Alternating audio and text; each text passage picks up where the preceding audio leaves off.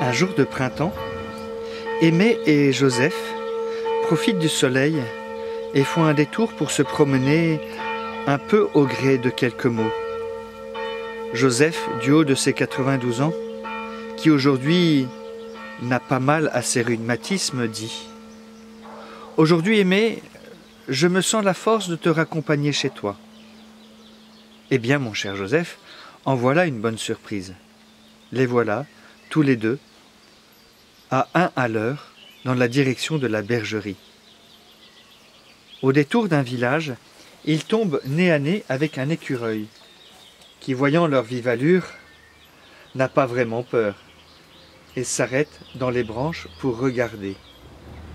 Ceux qui déjà, il l'a vu passer par là.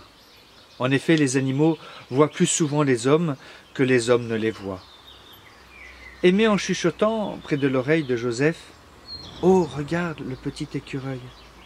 Joseph, « Où ça ?»« Sur la 3e branche. » Joseph, de son pas lent mais sûr, s'avance, car il ne voit plus grand-chose de loin, ni de près d'ailleurs. Aimé a peur que l'écureuil détale, mais non, il reste en plan, regardant le nonagénaire l'approcher. Joseph, il est tout jeune celui-là.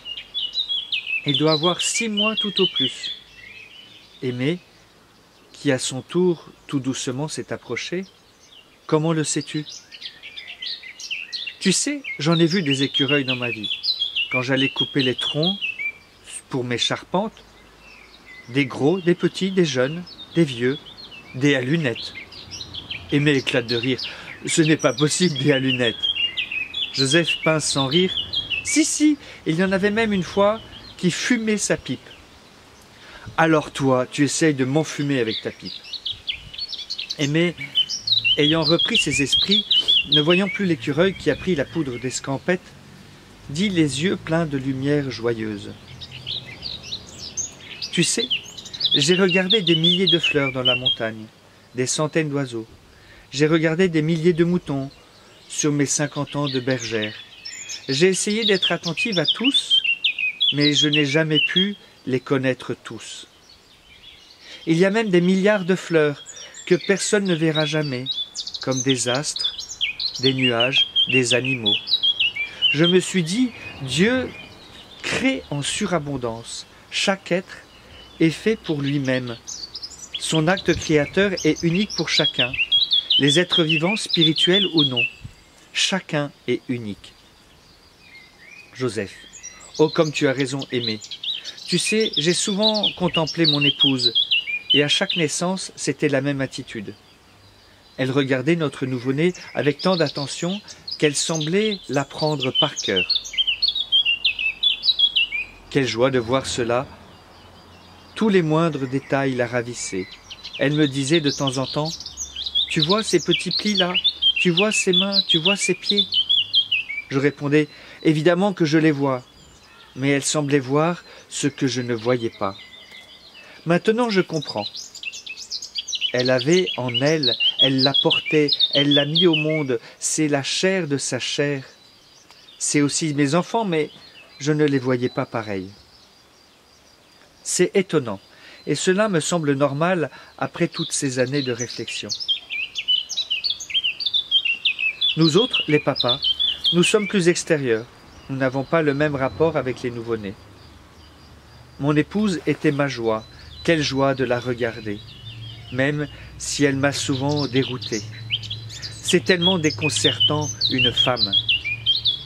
Oh, ça, avec elle, je n'ai pas pu m'empâter.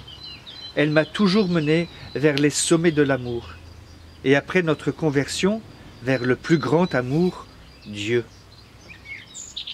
D'ailleurs, il me semble... Je me demande bien si je ne voyais pas le Seigneur à travers elle. Je pense que le Seigneur m'a parlé par elle. C'est bien mystérieux. Mais revenons à ce que je disais. En fait, Laetitia connaissait ses bébés sur le bout des doigts. Mais quand ils sont devenus enfants, adolescents, adultes, elle me disait « C'est eux, mais c'est pas eux, je ne les reconnais pas tout à fait. » Cela me faisait rire et ça l'agaçait. Je lui disais avec patience à chaque fois, Tu sais, ils sont uniques dans leur corps et dans leur âme. Toi aussi, tu me surprends toujours avec tes réactions bizarres. » Ça ne ratait pas. Elle me donnait un bon coup de coude et me disait « Tu t'es pas vu, espèce de gros balourd ?» Et nous éclations de rire, car nous savons bien que nous sommes tellement différents l'un et l'autre, que nous étions mystères l'un pour l'autre, même après des dizaines d'années de vie conjugale. Nous sommes uniques face à Dieu. Seul Dieu connaît nos pensées, nos reins et nos cœurs.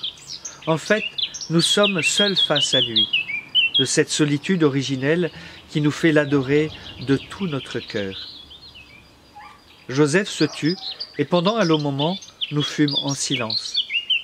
Les grosses larmes coulaient sur les joues de Joseph, et Aimée, toute attendrie, prit respectueusement la main de Joseph et lui dit « Tu as une belle âme, Joseph. » Ils rentrèrent en silence jusqu'à la bergerie.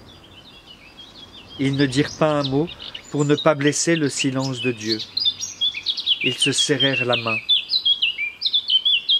Aimée regarda Joseph s'éloigner tout doucement, à une trentaine de mètres, en bonne bergère imprévisible, prit son sifflet dans sa poche et lui siffla 3 grands coups rapides. Pastour, à ses côtés, qui ne comprenait pas cet ordre, la regarda avec étonnement. Joseph, lui, se retourna et leva la main avec un bon sourire. Aimée rentra en fredonnant un cantique à la Sainte Vierge. Il était tard, il fallait maintenant nourrir les poules et chercher les œufs. Ce soir, omelette, salade, pommes de terre sous la cendre. Petit tableau livré, un ami de l'amour.